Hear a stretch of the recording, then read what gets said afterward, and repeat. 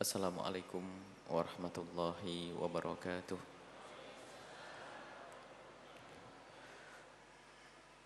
Alhamdulillah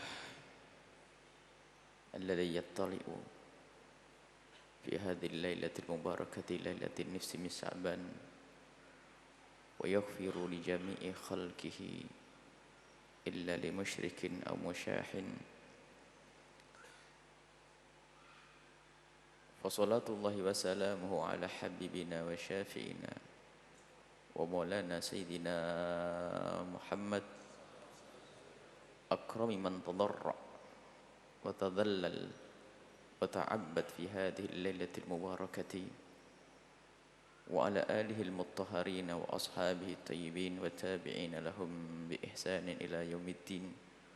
Allahumma ya rabbana ighfir lana fi hadhihi al-lailah al-mubarakah warzuqna ya rabbana rizqan halalan tayyiban fa'inna ya rabbana ala dzikrika wa syukrika wa husni ibadatika ustur ya rabbana uyubana wa kaffir anna sayyiatina wakhtim lana ya rabbana bil khatimatil husna innaka anta ala kulli syai'in qadir. Allahumma ya rabbana ukhsurna yawmal qiyamati ma'a zumrati habibika sayyidina Muhammad wa tahta liwa'ih warzuqna ya rabbana taubata qabla al-maut wasyahadata 'inda al-maut wal jannata ba'dal maut. Amma ba'du. Yang kami cintai, yang kami muliakan, para orang tua kami, saudara-saudari, adik-adik, para pemirsa, para pendengar dimanapun Anda berada. Alhamdulillah kita diberi oleh Allah kesempatan untuk belajar, untuk berbekal.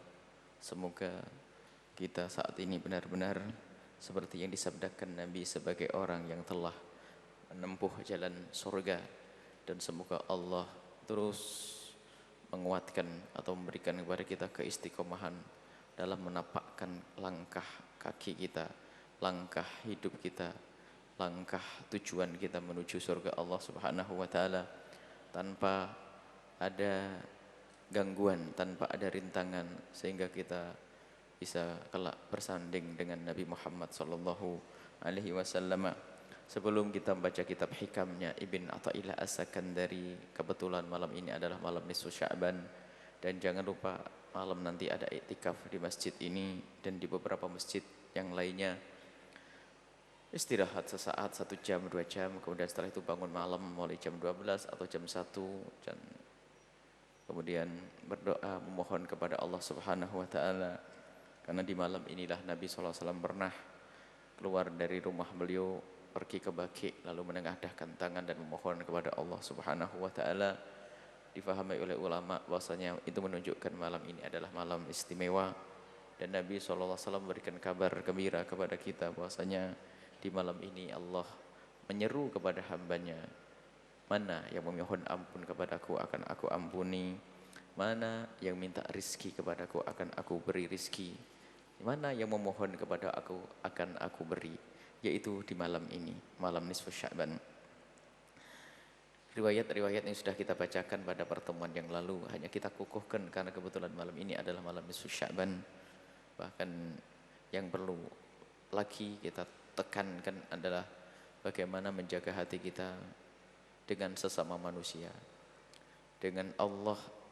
Jangan sampai kita menyekutukan Allah, menjaga iman kita. Mari kita bersyahadat saat ini. Jika ada kehilafan urusan akidah, semoga Allah mengampuni kita. Mari kita bersyahadat. Asyhadu an la ilaha illallah wa asyhadu anna Muhammadar Rasulullah.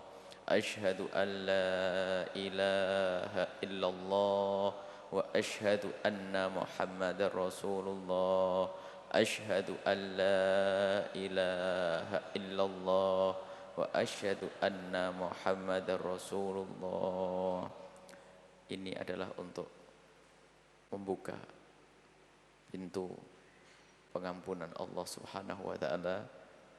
Sebab dalam hadis sahih yang pernah kami hadirkan pada pertemuan yang lalu, bahwasanya Allah Subhanahu wa taala itu innallaha la yattali'u fi lailatin nisfi min Sya'ban, Allah akan menampak menampakkan, bukan Allah tampak wujud zatnya, akan tapi Allah akan menampakkan kepada hambanya, melihat kepada hambanya khusus di malam nisfu Sya'ban ini, akan mengampuni semua hambanya kecuali li musyrikin wa yaghfir li jami'i khalqihi.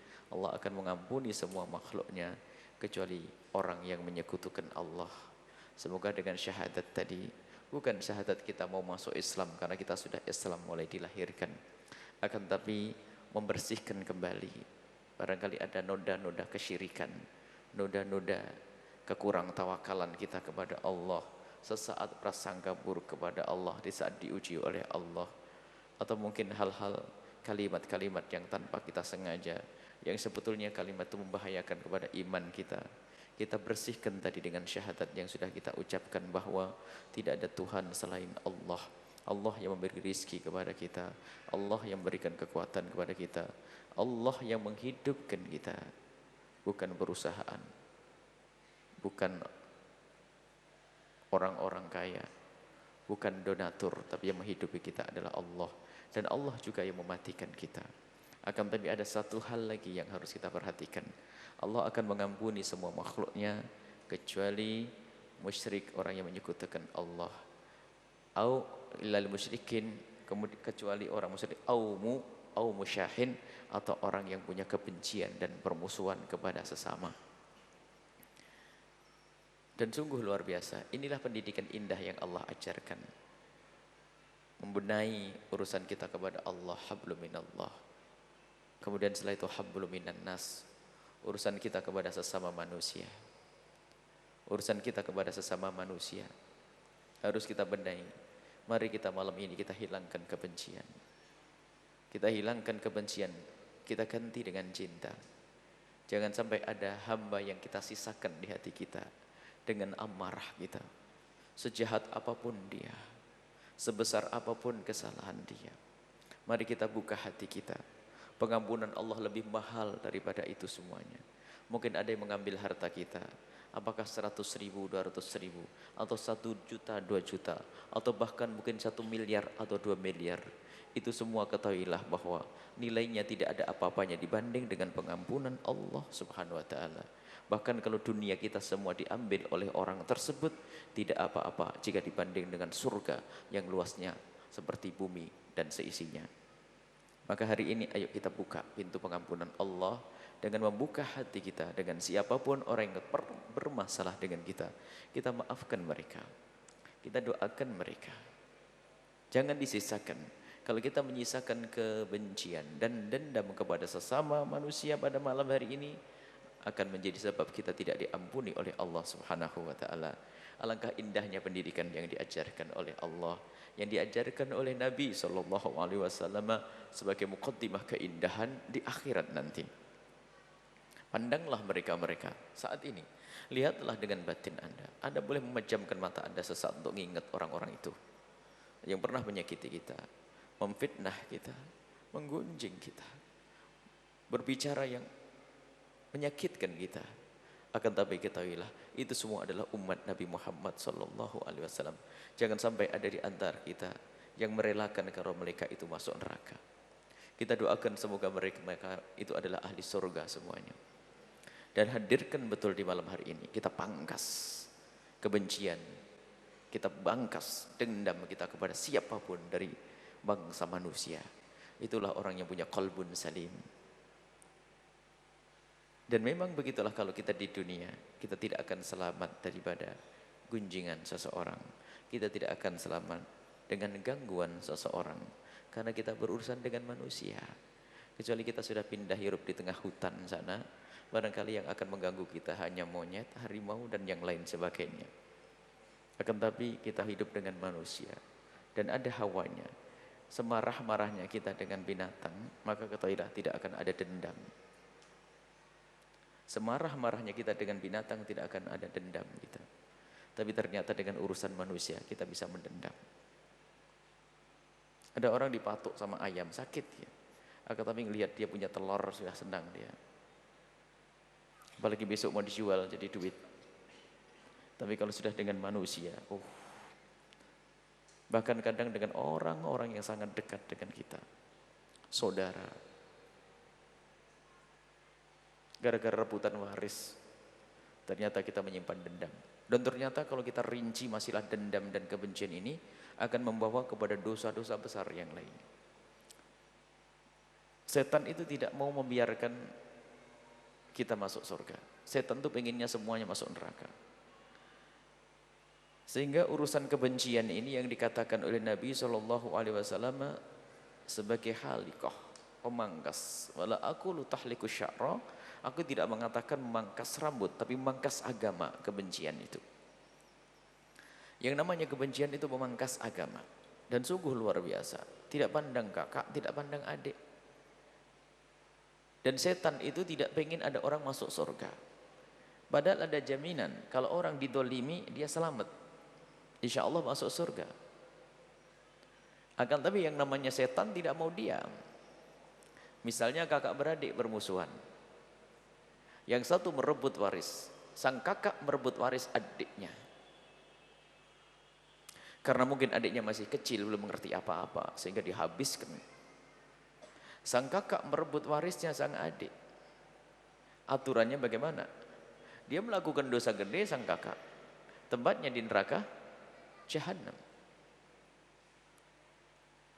Tempatnya di neraka Jahannam.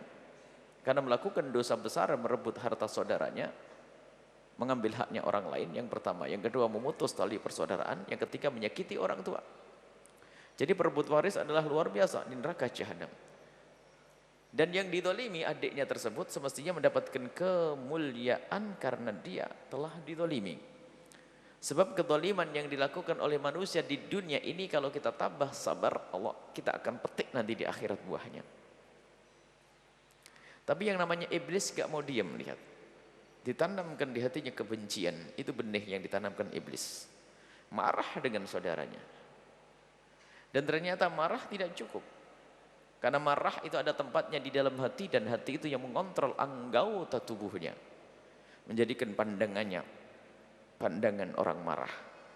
Lihat perilaku kita sudah perilaku yang dikontrol oleh hati yang marah dan benci. Sehingga lidah ini pun biarpun sesaat kita gunakan untuk berzikir, akan tapi di saat dikuasai oleh amarah di dalam hati, akhirnya menggunjing saudara kita. Apa kata setan? Yang satu masuk neraka gara-gara merampok saudaranya, yang satu masuk neraka gara-gara benci dan menggunjing saudaranya. Bebas, senanglah setan. Dan begitulah, begitu pentingnya kita memangkas kebencian di hati kita. Jangan menaruh amarah dengan siapapun. Kalau kita marah kepada manusia, sudahlah, jangan sampai mendoakan orang masuk neraka. Sudah.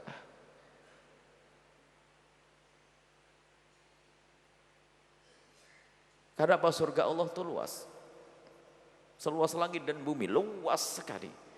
Kalau seandainya saudara kita masuk surga di sana, kita masuk surga di sebelahnya, nggak akan ketemu. Jangan sampai masuk neraka, nggak sudah. Yakini surga Allah itu luas sekali. Dan ini loh bekal malam hari ini. Jangan sampai kita itu beribadah semalam suntuk yasinnya bukan 3 kali, mungkin 30 kali khatam Quran, tetap tidak akan diampuni oleh Allah.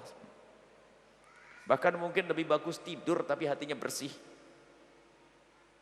Nggak dendam sama siapapun daripada ibadahnya khataman Quran malam ini, baca Yasin 3 kali, 4 kali, 5 kali, tatanya sama tetangganya. Inilah ilmu.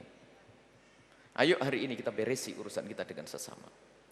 Uang yang diambil, kalau kita betul-betul kita legowo,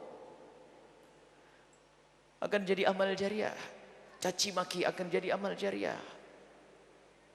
Pengampunan Allah, yakini bahwa pengampunan Allah lebih besar daripada itu semuanya. Lebih besar dari berapa miliar yang diambil oleh saudara itu. Lebih besar daripada harga dirimu yang kau bangga-banggakan itu. Pengampunan Allah Subhanahu wa taala. Baik, itu saja insyaallah sebagai muqaddimah, karena masalah nisfu Sya'ban sudah kita jelaskan pada pertemuan yang lalu. Masalah keterangan riwayat ini hadis sahih tadi ya, innallaha yattali'u ala jami'i khalqihi Allah yattali'u fi lailatin nisfi, itu hadis sahih, tidak usah diragukan ya. Ada orang ribut urusan hadis-hadis sahih, ini dia masih ribut urusan sahih tidak sahih, yang lain sudah beramal baik. Kalau masalah kesahihan hadis banyak riwayat. Memang banyak hadis tentang malam nisfu Sya'ban dan amalan Sya'ban yang maudhu' memang ada. Akan tapi tidak semuanya hadis palsu. Diambil oleh para ulama hadis-hadis sahih banyak. Disimpulkan dalam pemahaman para ulama madhab 4 bahwasanya menghidupkan malam nisfu Sya'ban adalah sunnah, disepakati itu. Sudah selesai sampai di sini. Jangan ditipu dengan orang yang kerjanya menipu. Disodorkan hadis palsu tentang nisfu Sya'ban sehingga orang pada ketakutan mengamalkan nisfu Sya'ban. Hadis sahihnya disembunyikan karena dia adalah memang ahli fitnah. Memang ada hadis palsu tentang nisfu Sya'ban, ini palsu banyak hadis palsu tentang nisfu Sya'ban. Akan tapi ketahuilah, ulama tidak mengatakan menghidupkan malam nisfu Sya'ban itu adalah satu kesunahan, bukan dengan hadis palsu. Ulama lebih tahu daripada kita. Daripada dia itu yang suka mengatakan itu bid'ah. Ulama mereka tahu sehingga disepakati para ulama. 4 madhab bercerita dalam kitab fikih mereka selalu tentang malam nisfu Sya'ban. Adapun puasa di hari malam di pertengahan nisfu Sya'ban itu masuk bab puasa yang Nabi SAW hadis riwayat Muslim, Nabi puasa sangat banyak sekali di bulan. Puasalah besok hari kalau mau puasa. Kalau tidak juga tidak. Sebab puasa Sya'ban itu adalah sunnah yang pernah dilakukan oleh Nabi SAW. Memang ada riwayat. Dan riwayat itu tidak sampai maudhu'. Memang derajatnya sebagian mengatakan dhaif, ada sebagian mengatakan hasan. Bahwasanya Nabi Muhammad SAW mengatakan, "Faqumu lailaha", bangunlah di malam harinya. "Wasumu naharaha", dan puasalah di siang harinya. Ini ada riwayat semacam itu. Misalnya puasa termasuk bab puasa Sya'ban. Termasuk bab puasa Sya'ban yang tidak dilarang. Baik. Ini yang perlu kami hadirkan singkat di dalam muqaddimah kitab hikmahnya Ibn Athaillah As-Sakandari agar kita di malam ini mendapatkan kemuliaan di hadapan Allah Subhanahu wa taala. Dan alhamdulillah sudah pas. Termasuk malam kita mengadakan acara pengajian kayak gini ya kayak menghidupkan malam nisfu Sya'ban karena kita mengibadah kepada Allah. Tidak harus membaca surat Yasin 3 kali. Ada sebagian, kenapa harus Yasin? Ya sudahlah, tidak usah pakai Yasin, baca aja Quran 3 kali. Kurang. Ada orang meributkan masalah baca Yasin 3 kali. Sudah diganti baca Quran khatam 3 kali. Malah. Ya sudah, dan jangan Quran surat Al-Baqarah sama surat Ali Imran. Sudah selesai. Masalah urusan kenapa yang dibaca surat Yasin. Begitulah para ulama membaca surat Yasin. Ada Yasin qalbul Quran. Riwayat tentang surat Yasin. Dan surat Yasin itu familiar. Di masyarakat kita orang sudah biasa ya Yasin. Kalau ibu bapak, kalau bapak pengen mengganti Waqiah, ganti Baqarah juga boleh. Mungkin di masjid sana, masjid itu Al-Ghufran, masjid Al-Maghfirah atau masjid Al-Baitul Ghafar itu diganti dengan Al-Baqarah. Misalnya Ali Imran, Yasin, alhamdulillah. Ada pun niatnya tidak harus 3, mau ditambah 20 niat. Yang pertama pengen panjang umur, yang kedua pengen husnul khotimah, banyak rezekinya, pengen lagi niat banyak anaknya. Apa saja, Pak. Sebab apa? Itu bab dalam hadis sahih tawassul dengan amal soleh. Siapa yang mengingkari tawassul dengan amal soleh? Tawassul dengan orang soleh boleh, tawassul dengan amal soleh boleh. Tawassul dengan amal soleh, riwayat hadis Bukhari tentang 3 orang yang terperangkap dalam gua melakukan satu amal baik, punya amal baik lalu diadukan kepada Allah, ya Allah aku pernah punya amal baik begini, maka singkirkan batu yang menutupi itu gua. Ya Allah aku telah membaca surat Yasin, ya Allah kabulkan hajatku, panjangkan umurku dalam ketaatan serta sehat walafiat. Sudah selesai, nggak ada bid'ah di sini ya. Adapun yang selama ini sering dilakukan, ini klarifikasi agar kita juga paham bahwasanya melakukan sholat 100 rakaat di malam nisfu Sya'ban itu adalah, ulama kita berbeda 2 pendapat. Sebagian mengatakan bid'ah. Makanya kalau yang membid'ahkan sholat 100 rakaat di malam nisfu Sya'ban bukan harus dituduh kepada orang-orang itu, tidak. Dari ulama kita sendiri ada yang mengatakan itu adalah bid'ah. Dan Imam Al-Ghazali sendiri adalah orang besar yang beliau dikatakan hujjah. Hujjah itu adalah bukan sekedar seorang hafid dalam ilmu hadis. Kalau dikatakan hujjah itu hampir menguasai, hampir mengetahui semua hadis di otak beliau. Dan beliau meriwayatkan tentang sholat nisfu Sa'ban di dalam kitab Ihya-nya. Baik, tapi Imam An-Nawawi rahimahullah ta'ala, Ibnu Hajar Al-Haytami termasuk muridnya Sahih Al-Malibari mengatakan bahwasanya sholat di malam nisfu Sya'ban itu adalah bid'ah. Nah, ini kan tugas mereka para ulama, bukan tugas kita untuk mencaci orang lain. Tapi kita ada ulama lain yang melakukannya. Sudahlah sekarang jalan tengah. Supaya kita tidak ikut gaya bid'ah-bid'ahan. Sebab ulama itu waktu mengatakan ini bid'ah adalah tidak pengen menodai hati kaum muslimin. Tidak. Sesuai dengan kajian ilmiah. Tapi ternyata di dalam hal yang ternyata ulama lain punya pendapat yang berbeda dan mereka adalah ahlinya. Kita bisa keluar dari khilaf ini tanpa harus merubah tatanan di masyarakat yang sudah berjalan lama.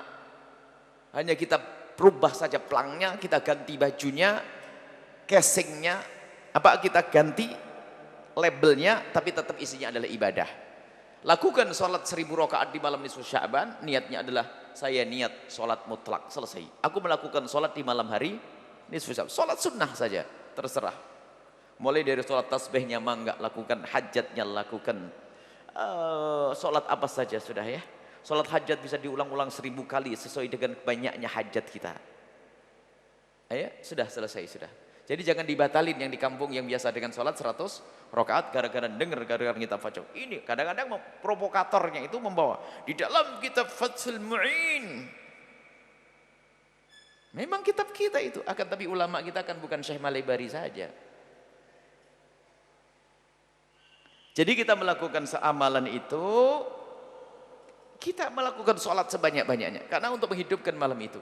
Baca Quran, tasbih, khususnya istighfar. Dan minta kepada Allah subhanahu wa ta'ala. Sebab dalam hadis itu Allah menyeru. Allah menyeru mengatakan, ala min mustaghfirin. Siapa yang minta ampun kepadaku? Maka perbanyaklah istighfar. Yang banyak malam itu.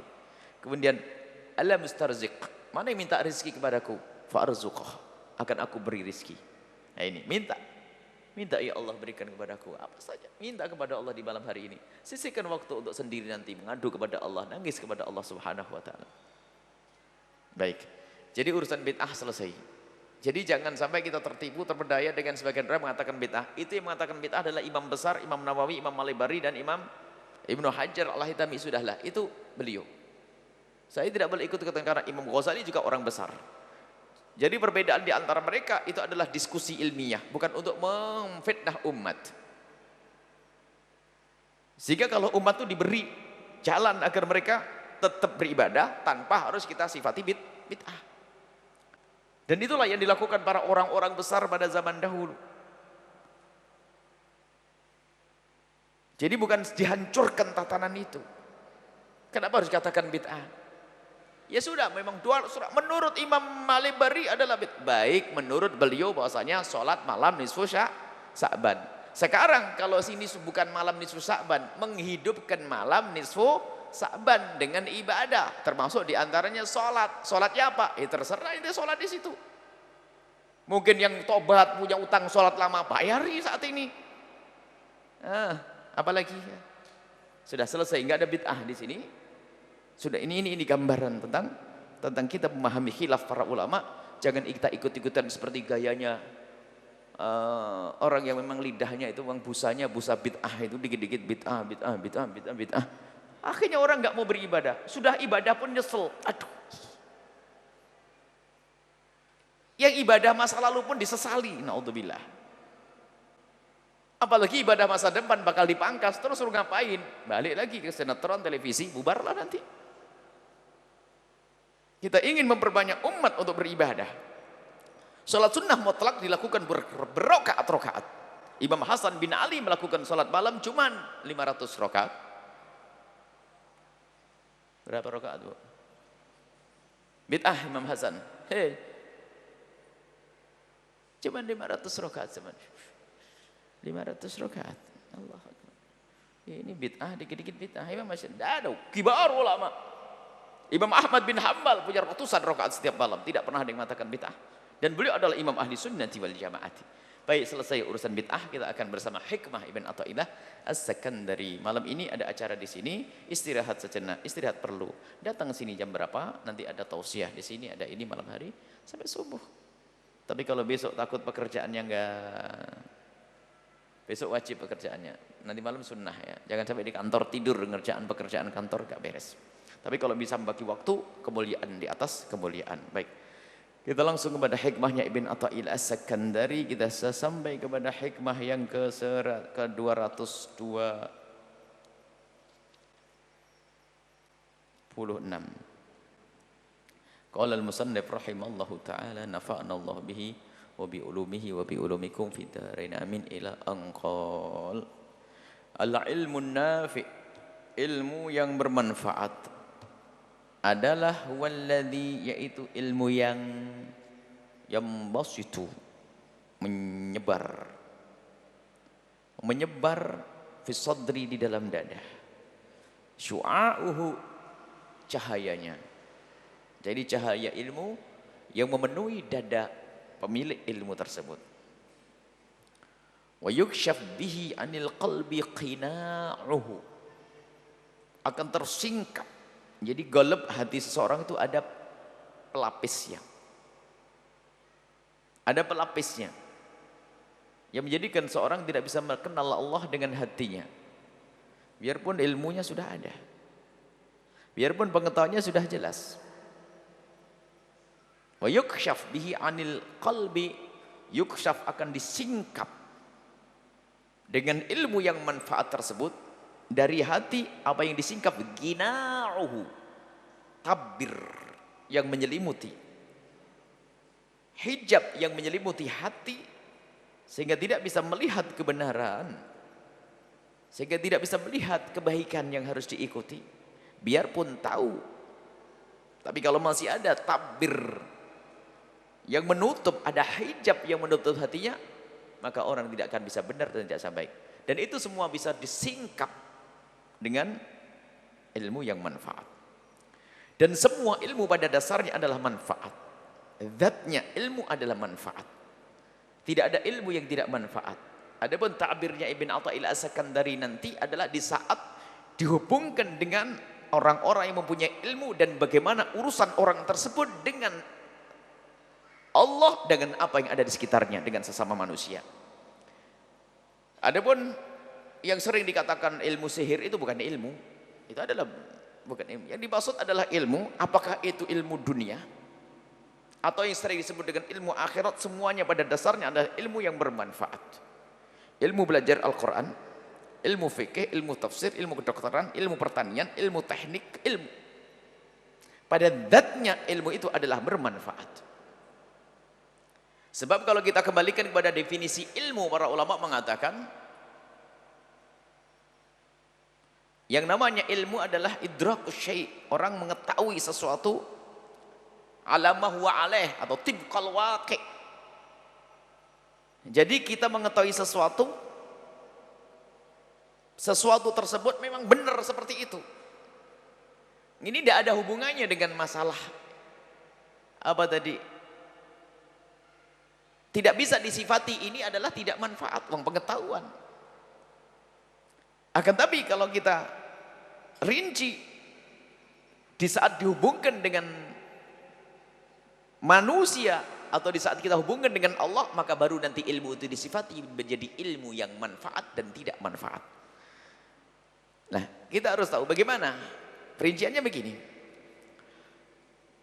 Ilmu itu akan bermanfaat dan tidak bermanfaatnya, atau disifati ilmu itu manfaat dan tidak manfaat adalah di saat dihubungkan dengan apa yang ada di sekitar kita atau kita sendiri.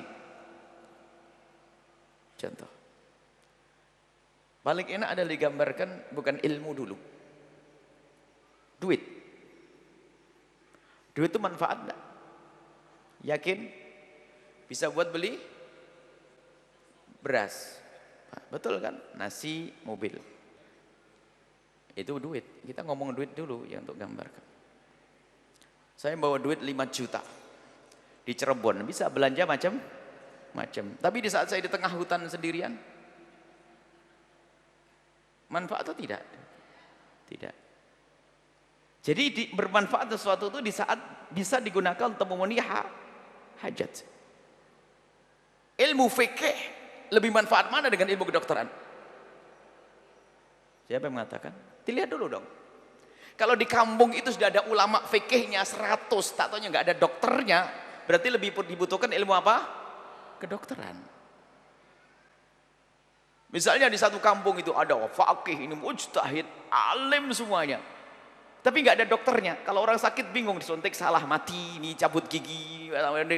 Berarti kita perlu dokter. Lihat, ternyata ilmu kedokteran saat itu menjadi dibutuhkan. Dan tingkat kebutuhan nanti semakin mendesak, semakin tinggi tingkat kebutuhan. Sehingga yang semula fardu kifayah menjadi fardu ain. Sehingga nanti disimpulkan untuk menyifati ilmu itu ilmu agama, ilmu syariat itu bukan karena itu ilmu tafsir, ilmu Quran, ilmu kedokteran, bukan. Tujuannya untuk apa? Jadi diperlukan untuk apa? Waktu kita membaca kitab Ihya Ulumuddin dalam muqaddimahnya masalah ilmu, Imam Ghazali itu mengatakan ilmu fikih itu ilmu dunia. Ilmu dunia. Ilmu fikih adalah ilmu dunia. Yang belajar ilmu fikih ilmu dunia. Dijelaskan oleh Imam Ghazali rahimahullah taala, ilmu akhirat adalah tidak ada hubungannya dengan judul. Apakah itu ilmu fikih atau ilmu tafsir, itu ilmu akhirat adalah semua ilmu yang menghantarkan engkau kenal Allah, maka itulah ilmu akhirat. Nah, ini yang harus difahami, bahwa manfaatnya ilmu itu adalah di saat kita butuh. Jadi bagaimana kita akan menjadi ilmu itu bermanfaat adalah kapan? Di saat ilmu tersebut memenuhi kebutuhan dunia dan di akhirat. Maka nanti kalau siapapun yang mau menuntut ilmu, nah ini agar ilmu itu menjadi manfaat, ilmu apapun yang kau ambil, wahai anak-anakku yang dengar lagi sekolah ini, apa yang kau ambil saat ini? Jika engkau sekarang lagi menuntut ilmu, apakah engkau adalah ahli calon faqih karena anda menekuni dunia fikih, calon penghafal Quran, ahli tafsir, atau calon dokter yang ada di sini, ini anak-anak muda ini? Ini ada calon dokter, ada calon macam-macam belakang ini, pakar ekonomi. Yang menjadikan ilmumu itu bermanfaat adalah jika yang pertama adalah tujuanmu itu karena Allah subhanahu wa ta'ala. Tujuanmu adalah karena Allah subhanahu wa ta'ala. Jadi kalau sudah tujuannya karena Allah, maka ini ilmu yang akan kau cari adalah benar karena Allah. Dan ilmu itu yang ada di otakmu, yang kau pelajari selama ini, jika dimiliki, atau ilmu yang selama ini dimiliki oleh seseorang, tapi jika orang tersebut tidak punya hati yang rindu kepada Allah, tidak punya maksud kepada Allah, ilmu apapun ini akan menjadi ilmu yang tidak manfaat dan menjadi ilmu yang membahayakan. Karena hatinya. Dan ilmu sebanyak apapun tidak menjadi dia baik, enggak tambah baik. Dan Nabi sudah jelaskan, man izdada ilman lam yazdad hudan lam yazdad minallahi illa bu'da. Tambah ininya ilmunya tambah pinter, gelarnya tambah banyak, penghargaannya semakin banyak. Tapi kalau tidak dari yang benar hatinya, maka ilmu tidak manfaat. Bukan tambah baik orang tersebut, tapi tambah jauh dari Allah subhanahu wa ta'ala. Termasuk yang sering disebut dengan ilmu syariat, ilmu agama. Ilmu agama, ilmu Quran, ilmu tafsir, ilmu kiai, ilmunya ustadz. Diancam oleh Nabi SAW dalam hadis riwayat Imam Abu Daud, dan dikatakan ini hadis sahih oleh para ulama. Man ta'allama ilman. Di sini tidak berbicara tentang ilmu kedokteran ternyata. Mimma yubtagha bihi wajhullah. Kalau ada orang menuntut ilmu, apakah ilmu Al-Quran yang dihafalnya, belajar tafsirnya, hadis, fikih, mimma yubtagha bihi wajhullah, yang semestinya ilmu itu dicari hanya karena Allah. La yata'allamahu, ternyata orang tersebut tidak mempelajari ilmu tersebut illa liyusiba, kecuali untuk mendapatkan ardan minal dunya, mendapatkan dunia, maka orang tersebut lam yajid arfal jannati yaumal qiyamati, maka orang tersebut tidak bisa mencium bau surga. Sementara bau surga itu bisa tercium 500 perjalanan. Dan Nabi juga menyebutkan orang-orang yang punya ilmu agama sebagai ulama su. Sehingga waktu dia menghafal ilmu, menghafal hadis, menghafal ini, yang dipikirkan adalah bukan dia ingin dekat kepada Allah, akan tapi hanya ingin mempertahankan pondok bapak saya. Siapa lagi yang memegang kalau bukan saya? Makom mbah saya. Duh, gitu. Bukan Allah lagi. Jadi rupanya hanya kebesaran makom itu. Dunia. Ini kita mulai dari urusan agama. Jadi tujuannya adalah bukan karena Allah. Tujuannya adalah hanya untuk makom. Apakah untuk mendapatkan jabatan? Teringat Al-Imam Ghazali rahimahullah ta'ala mencermati betul pada suatu masa. Pernah terjadi Imam Ghazali menyebutkan dalam kitab Ihya sebuah cerita yang panjang yang nasnya seperti ini. Beliau mengatakan bahasanya, kam min baldatin, alangkah banyaknya satu negeri, fiha laisa fiha tabibun. Jadi Imam Ghazali itu membuat keseimbangan. Tidak boleh orang sombong dengan ilmunya, akan tapi orang itu akan dekat kepada Allah adalah dengan kemanfaatannya itu untuk manusia. Dan di saat dia berbuat untuk manusia karena ingat Allah Subhanahu wa taala. Enggak penting apakah gelarnya kiai, apa dokter, apa insinyur, apa nelayan, itu enggak penting. Gelar itu. Gelarnya apa, pedagang kaya raya, enggak penting. Yang penting ini. Menyambungkan ilmunya kepada Allah Subhanahu wa taala. Imam Ghazali memberikan kritikan tajam sampai dikatakan bahasanya, kalau kami baca nasnya mungkin terlalu panjang. Ada satu kampung katanya, ada satu negeri tidak ditemukan seorang dokter di situ. Illa min ahli dhimmati, kecuali dari orang di luar Islam dokternya. Sementara dalam banyak hal tidak bisa dipercaya urusan syahadah untuk kesaksian-kesaksian. Dalam banyak hal hukum tidak bisa disandarkan kepada orang-orang yang tidak beriman kepada Allah. Tapi di tempat tersebut berebut orang untuk bisa menghafalkan Alfiyah Ibnu Malik, mungkin fikih, minhaj dan seterusnya. Kenapa kok orang rajin mempelajari ilmu fikih, ilmu agama, sementara ilmu umum ditinggalkan? Kata Imam Ghazali rahimahullah ta'ala, karena apa? Kalau pakai ilmu kedokteran tidak bisa menjadi pengurus wakaf yang mudah diambil, tidak bisa ngurusi masjid, tidak bisa ngurusi pondok yang di situ banyak duitnya, barangkali banyak makan. Tidak bisa makan wakaf, kata Imam Ghazali. Jadi kalau saya bisa menguasai wakaf atau infaknya orang-orang, zakatnya itu harus saya pakai gelar ustadz. Kalau pakai gelar kiai nggak bisa. Ini gambaran dari Imam Ghazali rahimahullah taala. Bukan saya yang ngomong ya. Imam Ghazali rahimahullah dalam kitab Ihya-nya.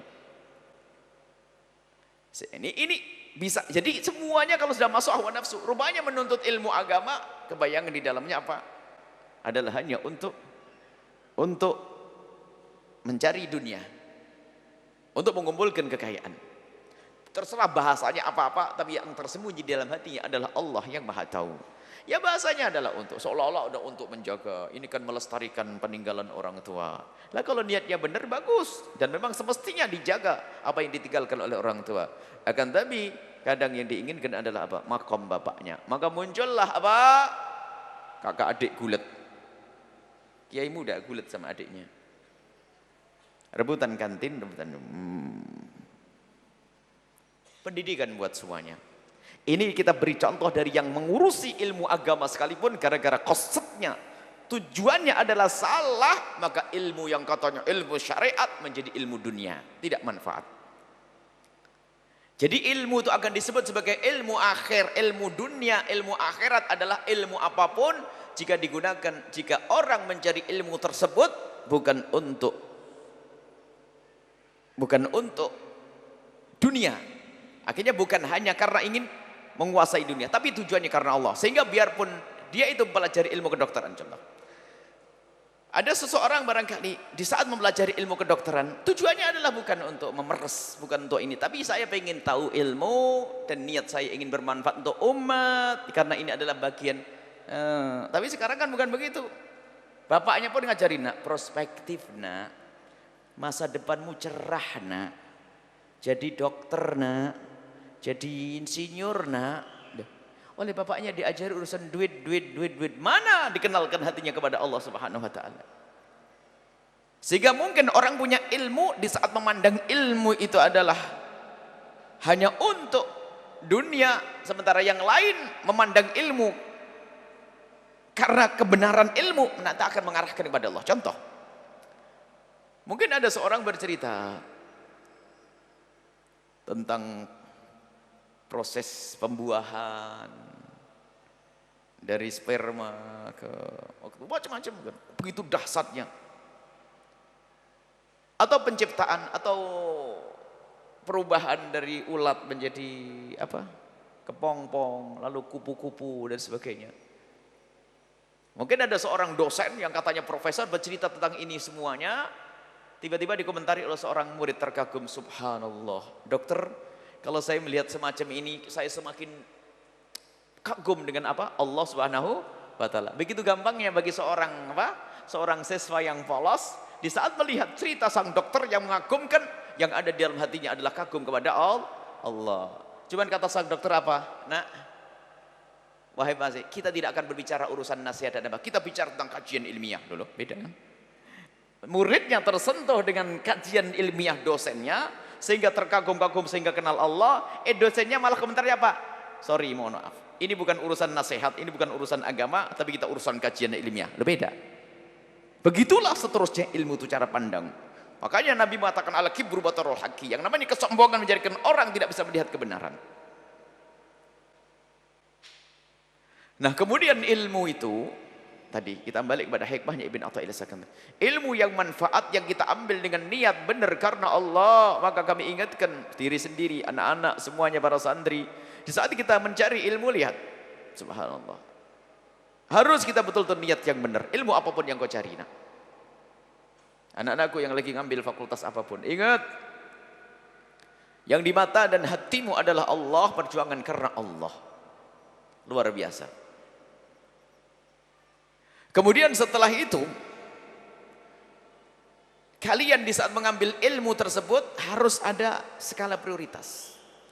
Kenapa kau ambil ilmu itu? Karena engkau merasa di tempat tersebut dibutuhkan seperti ilmu yang kau ambil. Dan itu wajar biasanya kalau yang kedua ini. Biasanya orang tidak akan mengambil ilmu yang gak bakal dipakai. Ya, pasti mengambil ilmu ada gambarannya. Jadi bapaknya punya apa, kampungnya butuh apa, perusahaannya butuh apa, biasanya di situ baru dia belajar. Kalau masalah ini gamblang, akan tapi yang paling pertama dan utama adalah kita luruskan niat. Maka ibu bapak semuanya, kalau ngajari anak kita, kalau kita menyekolahkan anak kita, terus ingatkan, terus tajdidun niyyati wa tashihun niyyati, membersihkan, menyeluruskan niat ini tidak boleh henti-henti, hendaknya karena Allah Subhanahu wa taala. Sehingga ilmu apapun yang didapat, maka itu akan menjadi ilmu yang menghantarkan kepada Allah Subhanahu wa taala, menambah manfaat, apa menambahkan dia dekat kepada Allah Subhanahu wa taala. Nah, ini kalau sudah dibenahi hatinya orang tersebut, sehingga ilmu sebanyak apapun akan menjadikan dia semakin dekat kepada Allah, semakin dekat. Tapi kalau ini hatinya belum dibenahi, seperti yang dikatakan Imam Ghazali rahimahullah taala, beliau mengatakan, Imam Ghazali, ziyadatul ilmi, tambahnya ilmu, firrajulis su', untuk orang yang hatinya busuk, hati yang enggak kenal Allah, hatinya kotor, ilmu apapun itu kaziyadatil ma'i, seperti air yang ditambahkan fi usulil handali, ada pohon-pohon handal. Pohon handal itu pahit. Sampai dalam mathal jadi pepatah Arab, kalau sudah dikatakan pahit itu kayak handal. Handal itu pahit sekali, dan semakin banyak airnya semakin pahit. Begitulah orang kalau hatinya kotor, baik dapat ilmu apapun, hatinya penuh dengan kedengkian. Cari ilmu fikih, ya untuk nambah dengki. Cari ilmu tafsir, tambah sombong. Jadi kalau orang hatinya belum ditata dan belum dibenahi, kalau ternyata nanti mendapatkan ilmu, maka ilmu itu bukan tambah dia baik, tapi seperti buah handal tadi, kalau disirami air tambah pahit, tambah pahit. Sama orang yang hatinya belum dibenahi, mendapatkan ilmu pun ternyata ilmu itu akan menjadikan dia semakin pahit, semakin tidak bermanfaat di masyarakat. Maka inilah yang sering dihadirkan oleh para ulama dengan membenahi niat. Dan juga kami ingatkan beberapa waktu yang lalu, kita ada Mukernas Al-Bahjah nasional, kami selalu ingatkan membenahi niat. Dan Imam Ghazali dalam kitab Bidayatul Hidayahnya pun mengingatkan masalah niat. Dan Imam Haddad juga mengingatkan dengan tajdidun niyah, memperbaharui niat. Sebab kadang orang berjalan ke sana ada melenceng, diingatkan lagi, melenceng, ingatkan lagi, melenceng, ingatkan lagi, niat.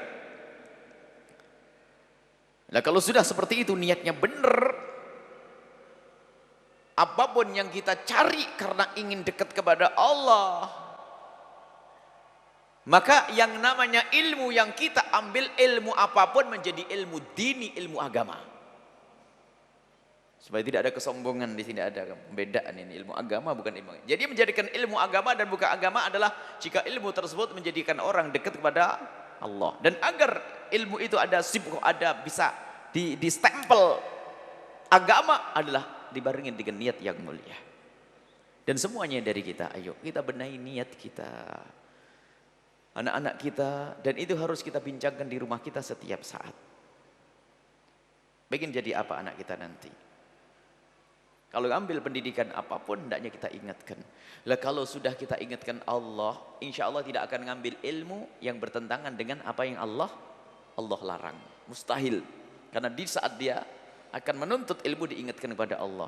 Tapi kalau bapak ibunya mengatakan, nak kalau ngambil kuliah itu nak yang prospektif dong nak. Yang sekiranya bakal dibutuhkan nak.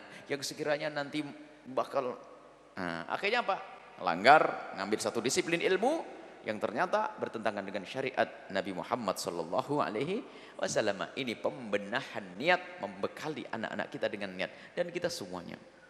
Karena Allah Subhanahu wa taala, jangan sampai ternyata di dalam perjalanan kita ini mencari ilmu ternyata seolah-olah menuju Allah. Ini kan menuju Allah seolah-olah. Ilmu agama tapi niatnya adalah jelek, niatnya kotor, biarpun itu ilmu Al-Qur'an tapi Al-Qur'an mengutuknya.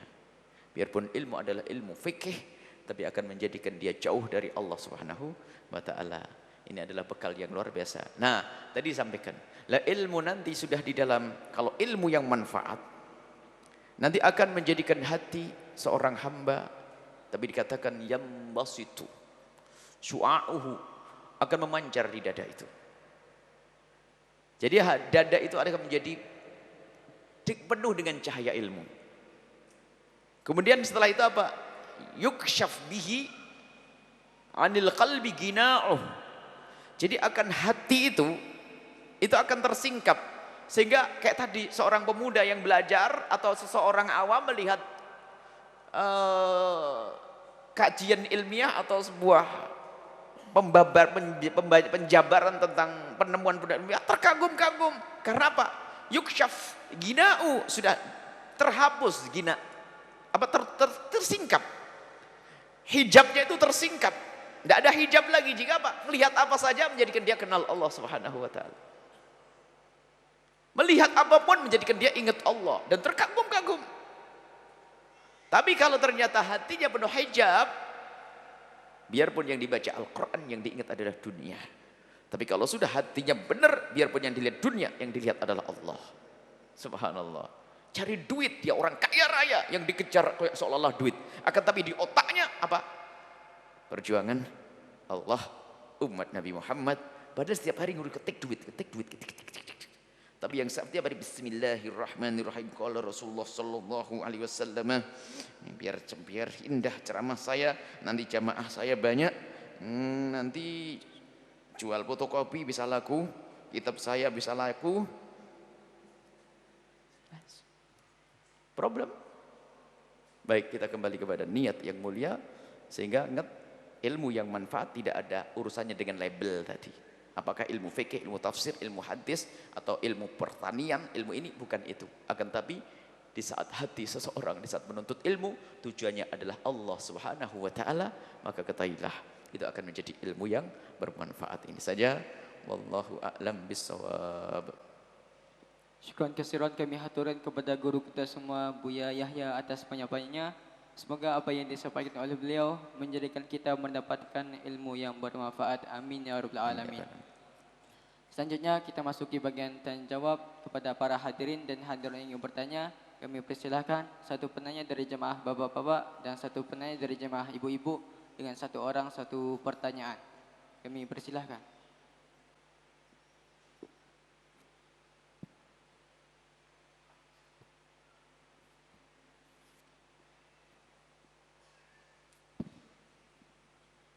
Baik, Assalamualaikum warahmatullahi wabarakatuh. Assalamualaikum warahmatullahi wabarakatuh. Terima kasih kesempatannya. Eh, saya mau bertanya, Pak Kiai, saya bingung manggilnya apa nih, Pak Kiai. Eh, saya adalah karyawan salah satu bank. Saya baru mendapatkan posisi baru, artinya saya harus belajar juga ilmu baru gitu. Sedangkan posisi ini seperti yang mungkin Bapak dan Ibu tahu, kalau bank adalah mungkin banyak bunganya atau riba. Nah, saya harus belajar ilmu baru, sedangkan ilmu yang saya pelajari adalah mungkin sesuatu yang bertentangan dengan syariat atau sesuatu gitu. Nah, bagaimana saya harus menyikapi seperti itu? Terima kasih. Assalamualaikum warahmatullahi wabarakatuh. Waalaikumsalam warahmatullahi wabarakatuh. Baik, kepada jamaah ya, ibu-ibu.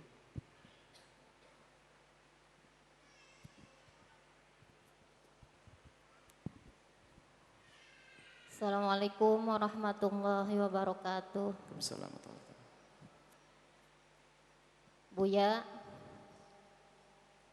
saya mau bertanya, ada seorang istri yang ingin sekali berbakti kepada suaminya, namun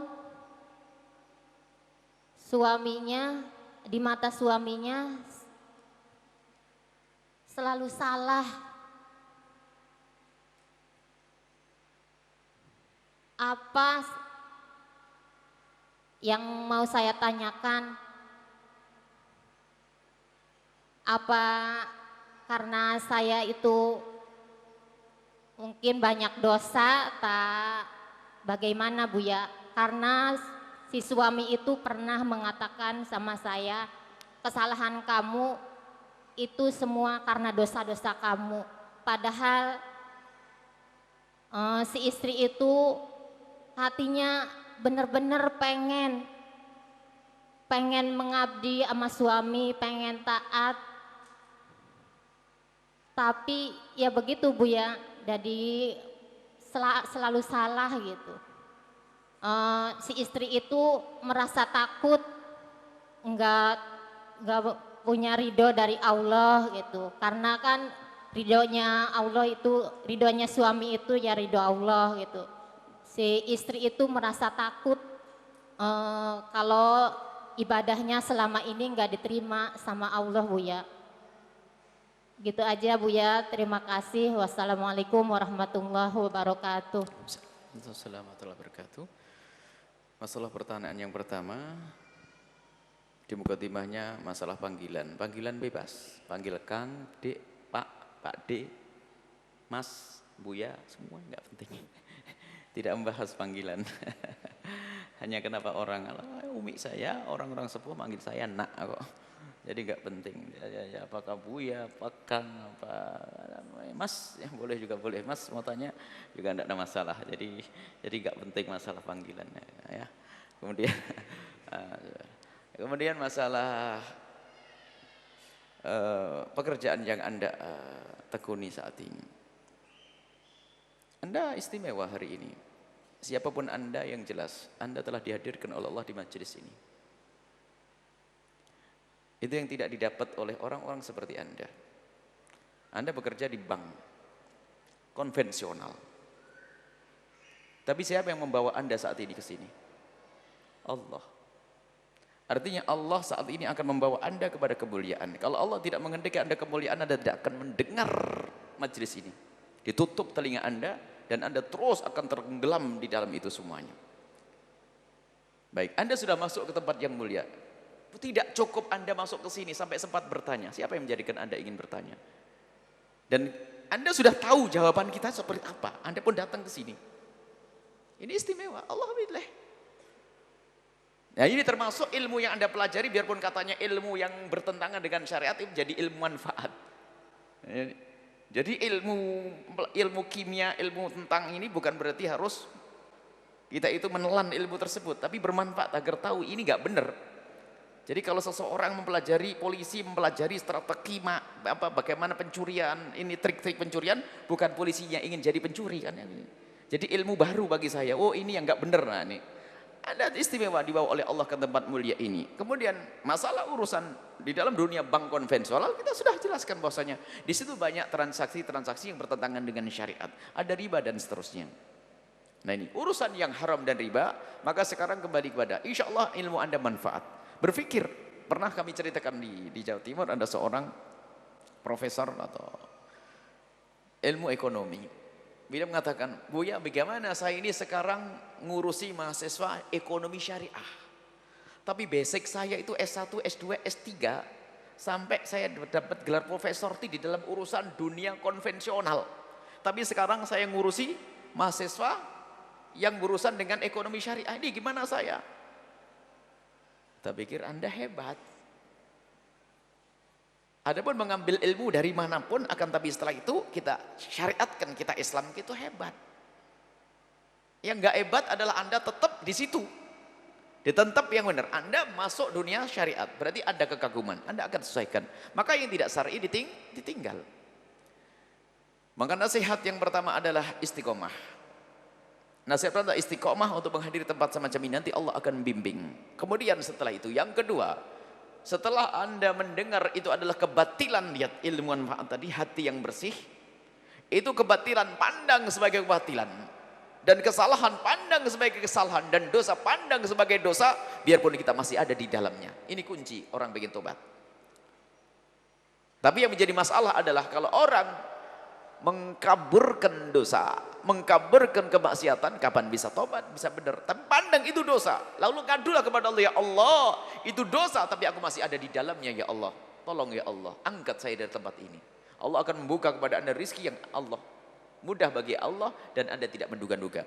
Jadi Anda istiqomah, kemudian setelah itu yang Anda anggap batil, yakini itu kebatilan. Setelah itu adukan kepada Allah tengah malam, ya Allah aku saat ini di tempat ini, ya Allah tempat yang haram, ya Allah angkat-angkat. Ada sebagian para kekasih Allah menceritakan, ada yang dikabul seminggu, ada yang dikabul 1 bulan, ada yang dikabul 1 tahun, ada yang dikabul 2 tahun, baru dia masuk ke dikeluarkan oleh orang tempat yang mulia.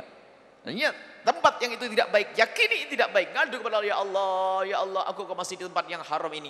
Terus tanamkan di hati rasa tidak senang dengan tempat itu, maka secara otomatis nanti lihat Allah akan buka mata Anda untuk melihat mana pekerjaan yang lain dengan ilmu yang Anda tekuni. Nah itulah yang kita bahas, cocok sekali pertanyaannya. Ilmu manfaat itu adalah, jadi ilmu secara zatnya adalah selalu manfaat, asalkan digunakan untuk dekat kepada Allah. Baik, jadi bagaimana sikap Anda? Jadi Anda yakini yang batil adalah batil, Anda dengar di majelis yang haram. Pokoknya kalau ada fatwa ulama tentang keharaman, jangan Anda mengatakan kayak tadi seorang profesor yang mengatakan kita tidak urusan dengan dakwah, kita tidak urusan dengan ceramah, kita hanya mengenai kajian ilmiah. Jangan. Kalau kebenaran dikatakan benar, kalau batil katakan batil. Siapapun termasuk yang berbicara. Kalau kita melihat sesuatu yang haram, biarpun kita melaksanakan, jangan cari pembela, pembenar sudahlah. Nggak bisa taubat orang cari pembenar itu. Akhirnya ya Allah ini salah, aku pengen keluar dari tempat ini, bantu ya Allah. Ada suatu ketika seorang wanita yang tidak pakai kerudung. Kami tanya kepada wanita tersebut, kamu tidak pakai kerudung karena kamu tidak percaya kerudung wajib atau kamu percaya kerudung wajib? Jawabannya, saya percaya kalau kerudung itu wajib. Oh aman insya Allah, masih ada keyakinan itu, cuman perlu waktu saja. Tapi yang menjadi masalah cari pembenar, apalagi oh Bu Nyai itu nggak pakai kerudung, Kiai itu mengatakan begitu. Wah ini kacau, ini nggak bisa selamat tuh orang. Jadi kalau sudah kebenaran diyakini kebenaran, kesalahan diyakini kesalahan, biarpun dia di dalamnya, namanya insaf, hidayah di situ. Kalau sudah insaf benar nih, ini termasuk insya Allah. Semoga saudara kita yang bertanya tadi, insya Allah beliau adalah yang bakal dibimbing oleh Allah. Dan setelah itu akan dimudahkan segala urusannya untuk hijrah. Tidak apa-apa, dan dia tidak ragu bertanya. Sementara di sini kalau sudah bertanya, saat datang ada orang pengen tobat ke Nabi berkata, ya Rasulullah halaktu wa qad zanaitu. Karena pengennya selamat, tidak tahu dicaci maki orang nggak apa-apa, dihukum nggak apa-apa. Ya Rasulullah, aku pernah melakukan zina. Padahal memang tidak boleh menyebutkan aib pribadi itu. Akan tapi Jika bukan pribadi seperti dosa ini ada urusannya dengan kepentingan umum seperti pertanyaan ini, nggak apa-apa. Karena apa? Untuk contoh yang lah. Iya. Tapi kalau mengatakan saya berzina, jangan di sini bertanya. Saya mau ini. Nah, kan tapi ini ada kepentingan, ada maslahat amah. Yang lain banyak seperti Anda yang hadir di sini. Ada yang seperti Anda, cuman dia belum punya kesempatan bertanya. Berarti Anda mewakili yang lainnya. Bahkan ada suatu ketika yang sudah hijrah dan menangis datang kepada kami hijrah. Saya kehilangan gaji besar Buya, tapi saya lebih tenang. Nah itu iman. Gaji saya hilang besar, tapi saya lebih tenang. Itu kemuliaan, itu seperti itu. Jadi yakini kebenaran-kebenaran. Yang ketiga, kebatilan-kebatilan. Yang ketiga, ngadulah kepada Allah. Terus, ya Allah entaskan saya di tempat ini. Entaskan dari tempat ini. Terus nanti lihat, Anda akan melihat keajaiban. Dari kekuatan hati Anda dalam berdoa, Allah akan kabul dan mulia. Itulah orang soleh, itu orang beriman, itu orang yang takwa kepada Allah subhanallah. Tidak ada orang yang tidak berdosa, hanya Nabi dan malaikat. Akan tapi ketahuilah, sebaik-baik orang berdosa adalah menyadari kesalahannya. Kalau sudah menyadari lalu mengadu kepada Allah minta ampun dan berjanji berusaha. Berusahanya itu sudah dianggap tobat, biarpun belum sampai. Belum sampai keluar, berusaha. Pekerjaan yang paling busuk, hina, zina. Kita contohkan, digambarkan. Ada seorang melakukan zina di sebuah tempat perzinaan. Ternyata di saat melakukan dia menyesal, baru melangkah dia pengen pulang menyesal. Saya menyesal betul dengan kejadian ini. Tidak ada yang tahu kecuali Allah. Dia menyesal, di saat pulang dia menyesal. Saya akan bertobat saya. Penyesalannya sudah menuju. Itu sudah menjadi diampuni oleh Allah Subhanahu wa taala. Mati di tengah jalan, matinya sudah diampuni. Karena matinya tobat, matinya menyesal. Tapi betul yang dikatakan Rasulullah, yang menjadikan hijab di antara engkau dengan Allah adalah kesombongan. Al-kibru batalul haqqi. Biarpun yang ceramah Nabi Muhammad, muncullah Abu Jahal. Menceramah Nabi Muhammad, muncul Abu Jahal. Baik, itulah. Kemudian ibu yang bertanya, mencari keridhaan suami luar biasa. Niatnya baik. Ada seorang wanita mencari keridhaan sang suami.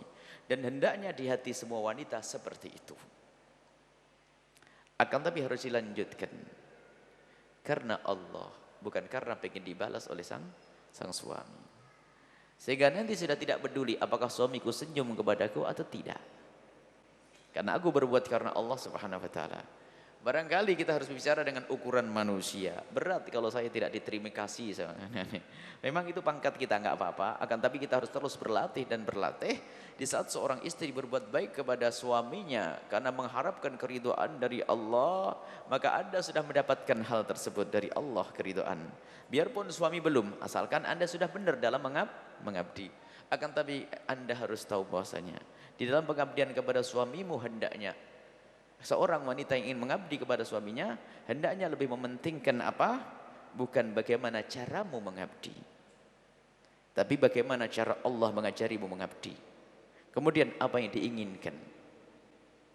Jadi memasakkan masakan yang enak pun belum tentu menjadikan suami senang. Bisa saya menjadi marah karena diam-diam nyimpen. Ini pengeluaran saya bisa tambah banyak nih, enggak tahu kan. Jadi bagaimana? Tanya suami seperti apa kesenangannya dan sebagainya ya. Ini betul-betul cerdas dalam mengabdi kepada suami. Dan ini adalah pangkat yang tinggi. Pangkat yang tinggi. Jadi tidak memikirkan kesenangan untuk diri. Sayyidah Khadijah Kubro. Siti Khadijah. Waktu ditanya, "Ai Khadijah, alangkah senangnya engkau mempunyai suami Nabi Muhammad. Kegantengannya, keluasannya, piawai dalam berinteraksi, madu kasih, bercinta." Akan tapi Siti Khadijah menjawab, "Demi Allah." Kalimat yang harus dipakai oleh semua wanita. Dan semua pria juga. Dalam mengabdi kepada suami. Istri. Sang istri Khadijah berkata, "Demi Allah, semenjak aku menikah dengan Nabi Muhammad, aku tidak pernah berpikir bagaimana aku bersenang-senang dengan Nabi Muhammad. Akan tapi yang aku pikirkan adalah bagaimana Nabi Muhammad senang dengan aku." Jadi yang ada di otak seorang istri, bagaimana suaminya senang. Nah, ini adalah pengabdian yang luar biasa, sehingga itu nanti akan mengalahkan kepentingan pribadimu, urusan masakan, urusan apapun. Bahkan setelah itu Anda tidak mengharap balasan. Kalau Anda mengharapkan balasan dari manusia, berarti itu sudah langsung kita masuk bab beda. Berbuat bukan karena Allah, masuk syirik khafi yang tersembunyi atau riya. Tapi pun demikian harus koreksi diri. Apa yang menjadikan suami tidak menerima kebaikan yang pernah kita lakukan? Beda loh, suami yang masih menganggap, mengucapkan terima kasih, menyanjung Anda. Itu berarti menghargai. Yang menjadi masalah kebaikan yang Anda lakukan kok tidak diterima. Itu jadi masalah. Nggak usah begini, nggak benar kau tetap nggak benar. Enggak, bukan begitu. Jadi suami Anda ini, jadi bagaimana? Koreksi. Jadi ada sebagian suami itu memang tidak bisa menerima kebaikan dari istri karena memang salah cara memberikan kebaikan. Ada lagi memang suami nggak benar, suami nggak pernah tahu terima kasih. Kerjaannya hanya mengatakan kurang, tok ini nasib. Naudzubillah itu suami. Ada suami ini, urusan masakan nasi segitu, kasinan kopi, nggak manis tiap hari kalau nanya. Bedakmu kebanyakan atau kurang bedak kerudungnya jelas. Ini kerjaannya begitu, itu model istri. Akan tapi wahai para suami, hargai kebaikan seorang istri. Bahkan tidak mampu mengatakan kamu kurang begini. Mungkin seorang istri mengatakan sudah cukup, seorang suami mengatakan Masya Allah pengabdianmu luar biasa. Tapi Anda pun tidak boleh terlena. Mungkin ada kekurangan yang tidak pernah Anda pikirkan, renungkan. Karena suamimu baik sehingga tidak pernah mencaci Anda, tidak pernah mengatakan kurang. Atau sebaliknya, karena istri Anda itu orang baik sehingga akan pernah mengatakan kurang. Padahal itu antingnya bulan depan potong satu, ini enggak. Suaminya enggak sadar bikin cukup, terus ini problem. Jadi karena istrinya baik maka tidak pernah mengatakan kurang atau tidak mengatakan tidak pernah komentar tidak baik. Karena baiknya pasanganmu. Jadi yang masalah itu kalau sudah menganggap sempurna pengabdiannya ini malah. Jangan menganggap sempurna pengabdian Anda. Akan tapi terus kurang. Tapi harus. Kemudian yang terakhir, di dalam urusan suami istri harus memilih yang benar pasangan. Kalau memang ternyata setelah memilih ini bicara sudah terlanjur menjadi suami saya atau istri saya, pendidikan yang benar. Yang membantu kita untuk membawa mereka kepada kebaikan adalah pendidikan yang benar, ilmu yang kita ajarkan. Atau ilmu yang diajarkan guru-guru. Itu ilmu yang membangun mereka. Makanya kalau suaminya nggak pernah ngaji, kebayang gimana, dinasihati nggak paham nasihat. Atau istri nggak pernah ngaji, naudzubillah. Yang ngaji saja masih kadang-kadang gini-gini, apalagi tidak ngaji, ini gimana, ini problemnya. Baik, semoga yang bertanya menceritakan tentang wanita tersebut adalah bakal diberi kemudahan, keindahan dalam rumah tangganya. Baik, itu saja, mari kita tutup dengan doa. Bismillahirrahmanirrahim. Ada pengumuman, penerimaan siswa-siswi baru SMP-ku Al-Bahjah 2. Kursi terbatas, segera. Al-Bahjah 1 sudah penuh, nggak usah diumumkan lagi kalau gitu. Berarti ada majelis-majelis akhir sanah Al-Bida Al-Bahjah menyambut bulan Ramadan wisuda di Al-Bahjah 2 insyaallah. Kapan ini? Tanggalnya 14 Juni bulan apa ini? Sya'ban tanggal berapa? Besok ya? Malam Senin. Senin besok? Senin depan?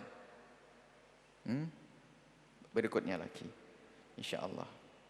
Kemudian jangan lupa pondok ini yang daftar di pesantren Al-Bahjah beludak semakin banyak, tempat belum siap, minta doa deh ya yang serius lah Bu. Malam nisfu Sya'ban al-mustarzikin fa arzuqah, Allah nyeru mana minta rezeki aku kasih, minta nanti malam semoga Allah mengirim ahli surga ke Al-Bahjah. Itu perlu, ini ada 150 juta untuk ngedak, 500 untuk ngedak, satu lagi untuk mengangkat, enggak tahu, pokoknya sebanyak-banyak. Ya Allah kirimkan ahli surga yang bisa menyelesaikan pembangunan di Al-Bahjah, program dakwah Al-Bahjah. Dan juga nanti putuskan Murkenas kemarin, Al-Bahjah tahun ini akan memperbanyak radio-radio, belasan radio akan dibangun di tahun ini.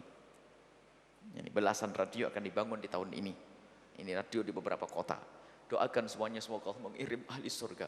Dan semoga yang berjuang di dalamnya adalah ahli surga semuanya. Baik itu ya. Minta doa ya. Nanti buat sholat 2 rakaat. Ibu-ibu insya Allah ada kekasih Allah di sini. Mintakan gitu aja sudah, tidak usah repot-repot. Tidak usah mikir koceknya dulu. Mikir doa, ya Allah kirimkan ahli surga yang bisa berjuang di situ ya Allah. Serius ahli surga yang bisa menyelesaikan pembangunan itu ya Allah. Kalau sudah dikabul, Allah akan mengirim siapapun orangnya ahli surga insya Allah. Dan mungkin orangnya adalah orang di luar sana, mungkin orangnya ada di dalam sini. Baik, bismillahirrahmanirrahim. Alhamdulillahirabbil alamin. Allahumma salli ala sayyidina Muhammad wa ala sayyidina Muhammad.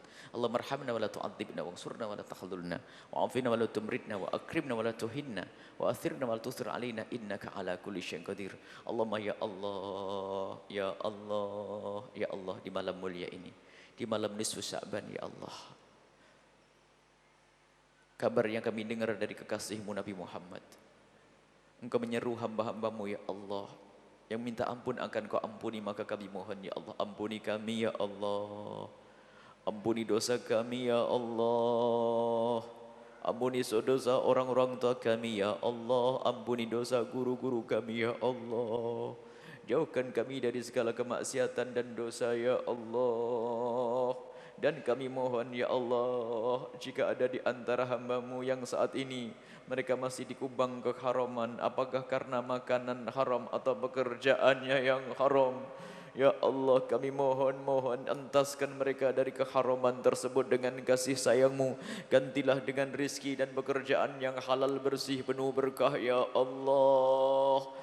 Di malam mulia ini ya Allah, ampuni kami, kami takut neraka-Mu ya Allah, ampuni segala dosa kami yang Kau maha tahu tentang kami ya Allah. Alangkah banyaknya dosa kami ya Allah, kami tidak bisa menghitung satu persatu ya Allah.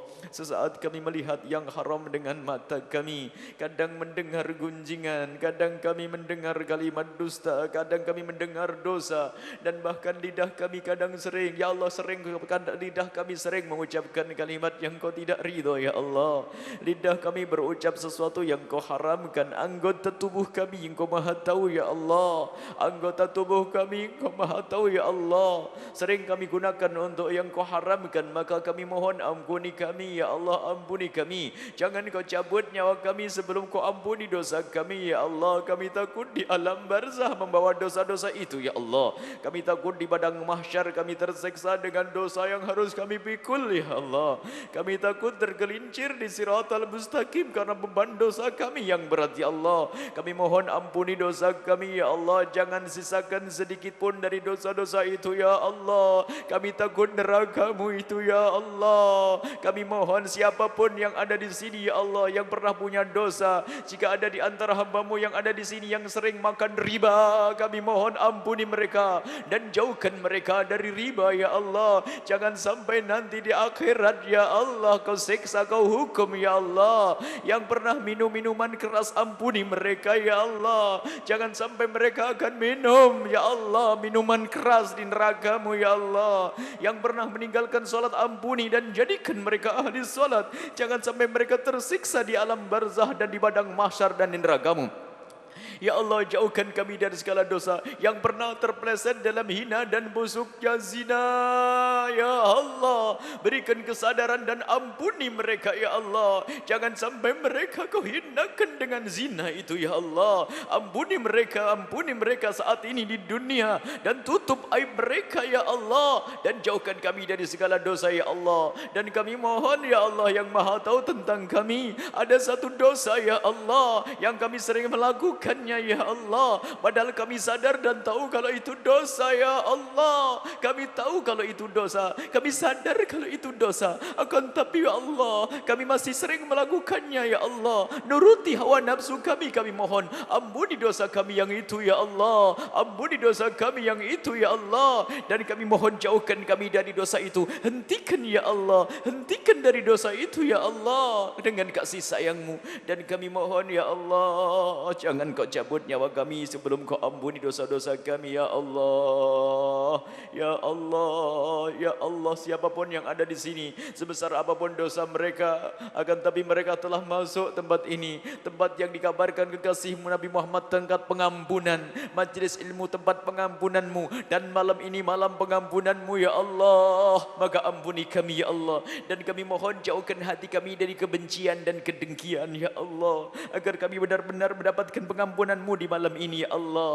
Ya Allah, jauhkan kami dari kebencian dan kedengkian. Maka kami mohon ya Allah, jika ada orang yang pernah berbuat salah kepada kami, menggunjing kami, menfitnah kami, mereka itu ya Allah, Engkau maha tahu siapa mereka ya Allah. Kami mohon ampuni mereka ya Allah. Jaga keluarga mereka ya Allah. Jaga keluarga mereka ya Allah. Jangan kau timpakan musibah kepada mereka ya Allah. Ampuni mereka ya Allah, dan berikan kesadaran kepada mereka ya Allah. Dan kami mohon ya Allah, seperti yang dikabarkan kekasih-Mu Nabi Muhammad, di malam ini Engkau menyeru, siapa yang minta rizki akan Kau kasih ya Allah. Kami mohon berikan kepada kami rizki yang halal penuh berkah ya Allah. Yang sudah Engkau mudahkan urusan rizki mereka ya Allah, dengan kekayaan mereka ya Allah. Jadikan kekayaan itu sebab mereka masuk surga-Mu ya Allah. Lapangkan hati mereka sehingga mereka mudah berbuat baik dengan kekayaan mereka. Yang masih sempit rizkinya, lapangkan di malam hari ini ya Allah, sesuai dengan yang Kau serukan ya Allah. Ya min mustarzikin farzuqa, yang minta pondok, minta rizki kepadamu akan Kau beri. Maka kami mohon, berikan kepada kami rizki yang sesungguhnya, lahir dan batin ya Allah, yang membawa kebahagiaan kepada kami di dunia dan di akhirat ya Allah. Dan kami mohon ya Allah, rizki ya Allah. Ya Allah, rizki yang baik ya Allah, rizki yang halal, yang bersih ya Allah, yang menjadi sebab keridhaan-Mu dan keridhaan kekasih-Mu Nabi Muhammad. Dan kami mohon berikan kepada kami ya Allah. Dan ya Allah, di malam ini Engkau menyeru ya Allah, seperti disabdakan kekasih-Mu Nabi Muhammad, Engkau minta apa akan aku kasih. Maka kami mohon saat ini ya Allah, panjangkan umur kami dalam ketaatan serta sehat walafiat. Dan kami mohon kepadamu anak yang saleh salehah, yang dibanggakan oleh kekasih Nabi Muhammad, anak yang soleh-solehah yang dibanggakan kekasih-Mu Nabi Muhammad. Di malam ini Engkau menyeru, siapa yang memohon kepada-Ku akan Kau kasih. Maka kami mohon wujudkan keindahan dalam rumah tangga kami ya Allah. Suami istri yang mencintai karena-Mu ya Allah, suami istri yang mencintai karena-Mu ya Allah. Dan kami mohon kabulkan hajat kami semua ya Allah. Kabulkan hajat kami seperti yang Kau serukan. Yang memohon hajat kepada-Ku akan Kau beri, di malam ini. Maka kami mohon hajat kami sangat banyak, hajat dakwah kami, hajat kami semua ya Allah. Kami punya hajat ya Allah, maka kabulkan hajat kami. Jangan sampai ada meninggalkan tempat ini kecuali Kau kabul hajat mereka ya Allah. Hajat kami di antaranya ya Allah, di keluarga kami masih banyak melakukan dosa, di keluarga kami banyak kemungkaran. Kami mohon ya Allah, di malam mulia ini jauhkan kemungkaran dari keluarga kami. Jadikan keluarga kami keluarga indah, keluarga taat, keluarga ibadah, keluarga jauh dari kemaksiatan ya Allah. Ya Allah, kami mohon ya Allah, yang belum menikah ya Allah, jaga kehormatan mereka ya Allah, kemuliaan mereka, mudahkan mereka untuk mendapatkan pasangan orang-orang mulia yang Kau muliakan ya Allah. Ya Allah, kami mohon ya Allah, jika ada di antara kami ya Allah yang ya Allah yang belum menutup aurat mereka ya Allah, kami mohon ya Allah, ampuni mereka dan jadikan di esok hari menjadi orang yang menutup aurat. Dan seperti Allah, dan kami mohon ya Allah, yang telah menutup aurat saat ditutup auratnya nanti di akhirat, sehingga tidak Kau buka dosa-dosa mereka ya Allah. Dan jadikan kami ahli istiqamah dalam kebaikan, istiqamah dalam kemuliaan ya Allah. Ya Allah, sudah setelah lagi Engkau telah tapakkan kami, kaki kami di tempat mulia ini, jangan Kau pindah ya Allah. Selagi Kau kumpulkan kami di golongan seperti ini, jangan Kau keluarkan ya Allah. Dan jadikan kami hamba-hamba-Mu yang saling mencintai karena-Mu ya Allah. Di malam mulia ini ya Allah, di malam nisfu Sya'ban ini kami mohon ya Allah, jadikan kami hamba-hamba-Mu yang saling mencintai karena-Mu ya Allah. Jauhkan dari kebencian dan kedengkian, jauhkan kami dari memutus tali persaudaraan ya Allah, gara-gara rebutan warisan atau yang lainnya ya Allah. Kami mohon jika ada yang ada di sini yang bermusuhan dengan saudaranya karena peninggalan orang tua mereka, itu adalah ahli neraka yang berjalan di atas bumi. Kami mohon ya Allah, jika ada kakak adik saudara yang bermusuhan gara-gara warisan, lembutkan hati mereka ya Allah. Seperti yang disabdakan kekasih-Mu Nabi Muhammad, malam ini orang-orang itu tidak akan mendapatkan pengampunan dari-Mu selagi mereka masih punya dendam kesumat, selagi mereka masih punya permusuhan. Kami mohon lembutkan hati mereka sehingga mereka saling mencintai karena-Mu. Tidak ada permusuhan, tidak ada kebencian ya Allah. Ya Allah, ya Allah, kami mohon yang sakit sembuhkan, yang sakit sembuhkan, Yang punya hutang mudahkan kami dalam membayar hutang-hutang kami semua ya Allah. Dan kami mohon semua yang telah berjuang bersama kami, Engkau Maha tahu siapa mereka ya Allah. Kami mohon semua yang berjuang bersama kami, berikan kepada mereka ya Allah ketulusan, keikhlasan, dan berikan kepada mereka segala kebaikan untuk diri mereka sendiri dan keluarga mereka dan masyarakat mereka di dunia dan di akhirat. Dan kami mohon kirimkan kepada kami orang-orang tulus, orang-orang ikhlas ahli surgamu ya Allah, yang bisa berjuang bersama kami ya Allah. Kebutuhan kami sangat banyak, dan jadikan kebutuhan kami karena kami mengharap ridhamu ya Allah. Jadikan kebutuhan kami untuk keselamatan kami di akhirat ya Allah. Kami mohon semua yang berjuang bersama kami, berikan ketulusan dan keikhlasan. Dan kami mohon ya Allah, yang mendengar suara ini ya Allah, yang di jalan-jalan sana, yang jualan di sana, jadikan itu semua ahli surgamu ya Allah. Jika mereka sering meninggalkan solat, ampuni mereka dan jadikan mereka ahli solat. Kami tidak ingin satu orang pun yang mendengar suara ini kecuali selamat ya Allah. Kami tidak ingin satu orang yang mendengar suara ini kau hukum ya Allah. Kami mohon ya Allah, siapapun yang mendengar suara ini, jika mereka ahli maksiat, ampuni mereka, berikan kesadaran dan jadikan dia esok hari menjadi ahli taat, ahli ibadah ya Allah. Ya Allah, siapapun mereka ya Allah, kami mohon dan panjangkan umur kami dalam ketaatan serta sehat walafiat, dan berikan kepada kami husnul khatimah ya Allah. Mati dalam keadaan iman berkat malam mulia ini ya Allah. Mati kami dalam keadaan iman. Kami ingin kelak saat kau hendak mencabut nyawa kami, kami ingin saat itu kau cabut nyawa kami dalam keadaan kami sujud di dalam solat kami ya Allah. Kami ingin kau cabut nyawa kami dalam saat kami saat kami menyampaikan kebenaran. Kami ingin kau cabut nyawa kami dalam keadaan kau ridha pada kami. Kami ingin husnul khatimah, mati dalam keadaan iman. Dan kami mohon ya Allah, jadikan ucapan kami di akhir hayat kami kelak saat kau hendak mencabut nyawa kami. Kami ingin saat itu ya Allah, hati dan lidah kami mampu mengucapkan kalimat agung dan mulia, la ilaha illallah Muhammadur Rasulullah, la ilaha illallah Muhammadur Rasulullah, la ilaha illallah Muhammadur Rasulullah sallallahu alaihi wasallam. Rabbana atina fid dunya hasanah wa fil akhirati hasanah wa qina adzabannar. Wa sallallahu ala sayyidina Muhammadin wa ala alihi washabbihi wasallam. Walhamdulillahi rabbil alamin. Al-Fatihah.